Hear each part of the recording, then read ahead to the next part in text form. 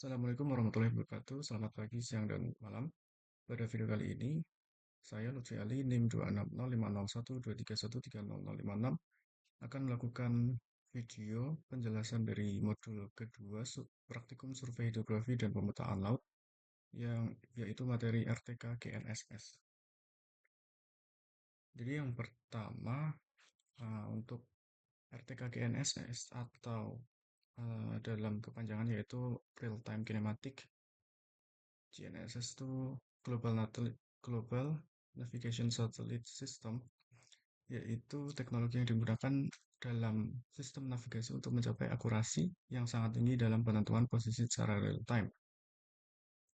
Jadi sebelumnya untuk uh, sistem dari navigasi atau penentuan koordinat ada dua cara, yaitu GNSS sendiri dan metode statik. Nah, untuk metode statik kekurangannya yaitu perlu post processing atau pengolahan lebih lanjut ketika data sudah diakuisisi.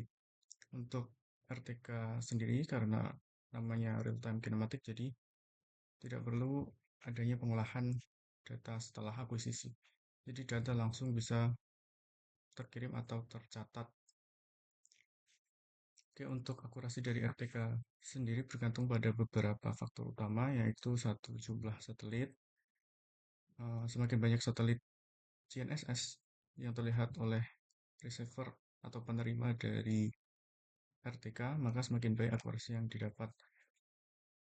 Untuk yang kedua yaitu kualitas sinyal. Kualitas sinyal dari satelit ke receiver RTK sangat memengaruhi akurasi. Gangguan seperti adanya halangan seperti pohon ataupun gedung-gedung tinggi ataupun juga kondisi cuaca yang buruk dapat mengganggu sinyal dan menurunkan akurasi. Yang ketiga yaitu jarak baseline atau base station. Uh, Jadi base station atau baseline tadi adalah jarak antara stasiun referensi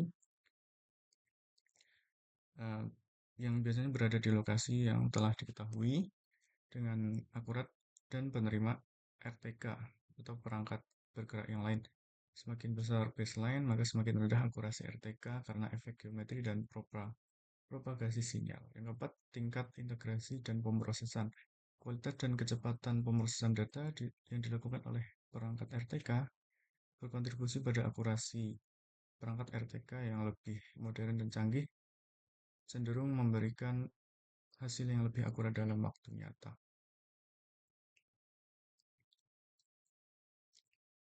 Jadi kelebihan dari RTK GNSS sendiri yaitu akurasi yang tinggi.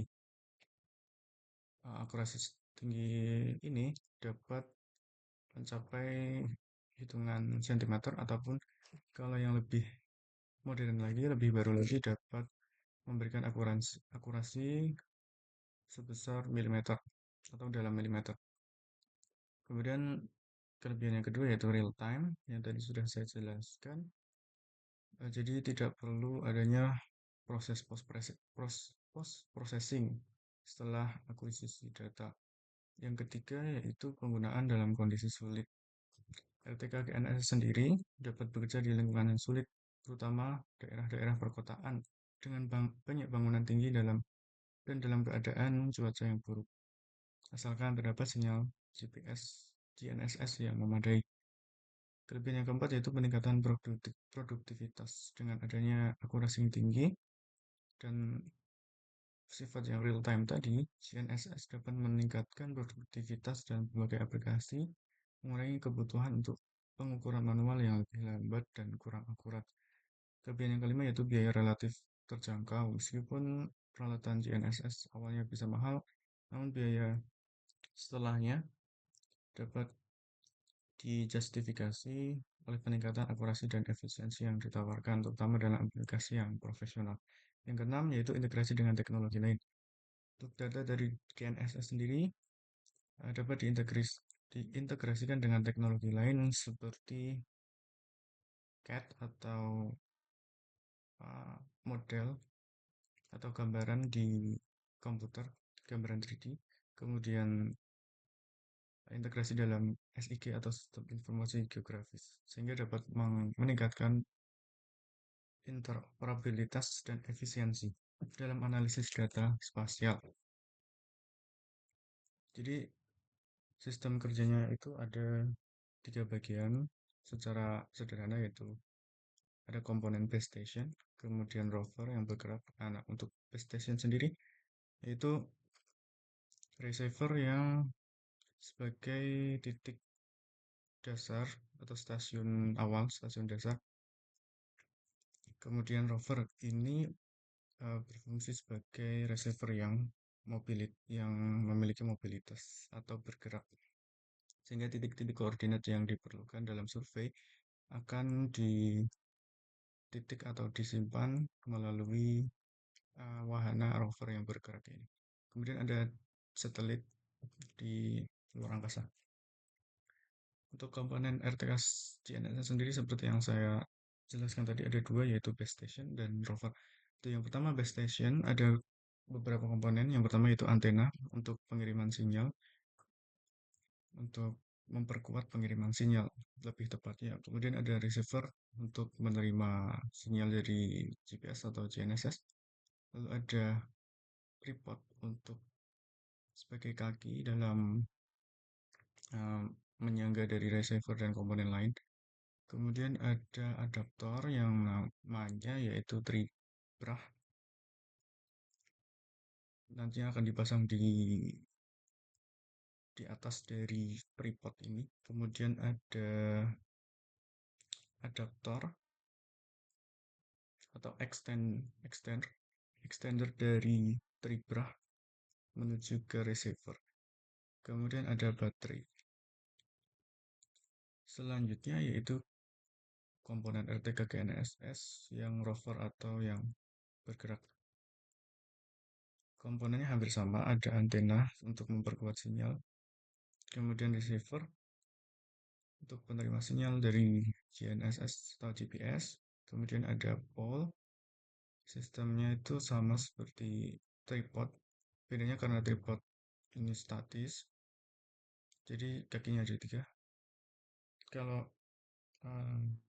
pole atau nama lainnya yaitu yalons, ini karena dinamis, jadi hanya berubah satu tongkat yang panjang, yang mana bisa diatur untuk ketinggian dari extendernya. Ada di sini. Extendernya ada bisa di apa? Diatur ketinggiannya sesuai dengan keinginan. Oke, kemudian nantinya di sini untuk mengepaskan agar nantinya saat penggunaan dari Yalons ini lurus sesuai dengan water pass gitu, ada komponen bullseye.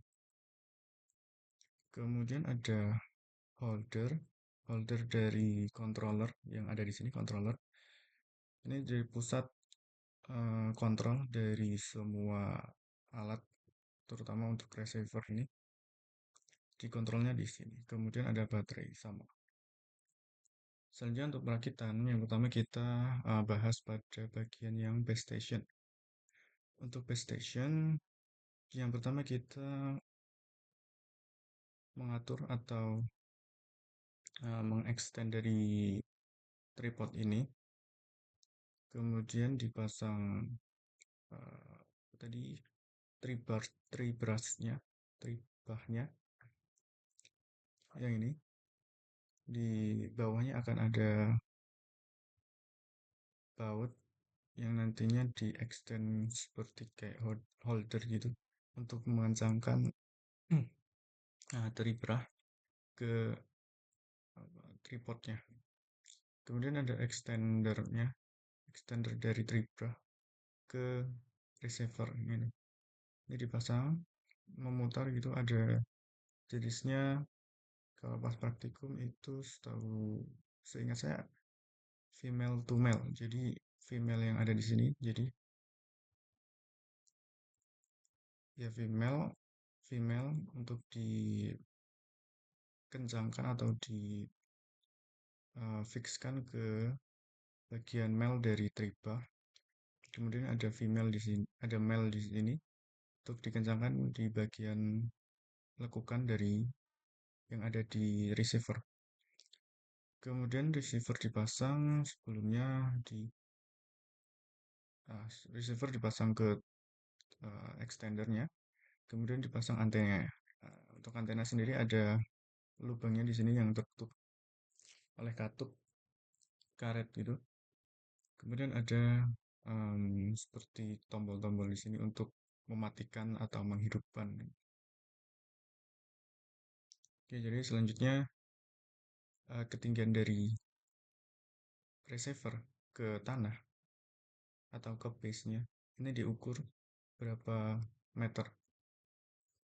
Untuk sebagai koreksi nantinya dengan uh, base-nya yang sudah ada datanya dan rover.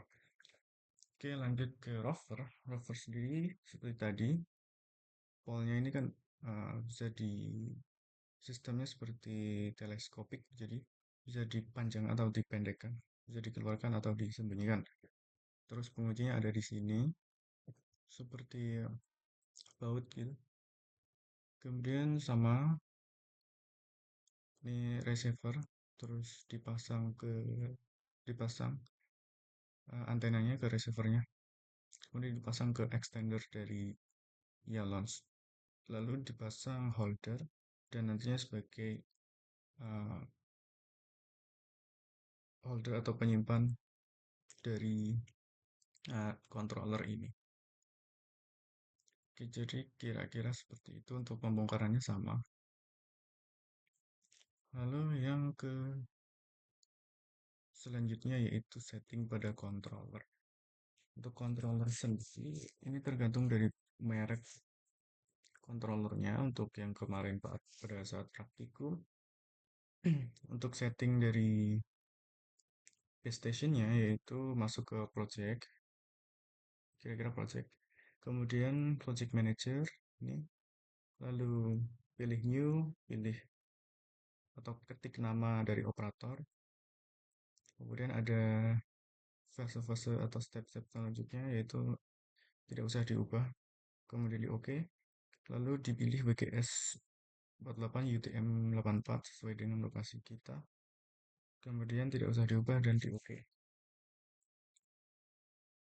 Selanjutnya untuk device, untuk komunikasinya yaitu pilih device, ini device ya, kira-kira ini device, lalu pilih communication. Untuk nomor registrasinya sesuai dengan nomor registrasi dari receiver yang kita punya. Kemudian setting base station, untuk yang kemarin karena registrasinya 053, jadi pilih 053. Kemudian connect, kemudian pilih base, lalu internal radio, lalu file name-nya pilih yang sudah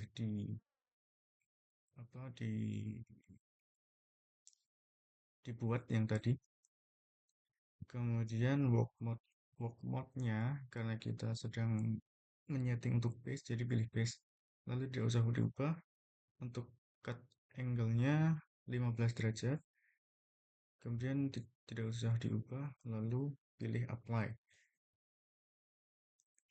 Untuk pemutusan komunikasi bisa dilakukan dengan memilih device, lalu communication, lalu cut communication. Oke, untuk penyetingan dari bagian rover, yaitu pilih rover. Oke, pilih rover, lalu internal radio, kemudian pilih file name yang sudah dibuat tadi, lalu work mode-nya kita pilih rover, kemudian tidak usah diubah. Untuk frekuensinya sama seperti yang ada di receiver rover, lalu apply. Kemudian data yang diperoleh dari survei GNSS biasanya yaitu berupa Excel atau CSV. Jadi ada data atau file tersebut bisa diintegrasikan atau diolah menggunakan aplikasi atau software SIG misalnya ArcGIS ataupun bisa diintegrasikan ke software dari desain atau CAD atau CAD. Oke, selanjutnya saya tadi lupa. Nah, untuk tadi kan ada dibahas cut off angle-nya. Jadi, cut off angle dari ini kan diukur dari receiver menuju ke titik referensi yang sudah ada ya datanya. Nah, karena ini berupa garis miring, jadi diperlukan eh, pengukuran. Kemudian, oh ya tadi cut off angle ini maksudnya yaitu derajat atau kemiringan dari receiver ke satelit. Jadi, ketika satelit ini melebihi 15 derajat, datanya tidak akan diambil oleh alat. Untuk cut off angle sendiri bisa disetting pada beberapa nilai, tapi dalam praktikum kemarin disetting 15 derajat untuk lebih teliti atau akuratnya data yang diambil. Oke, kira-kira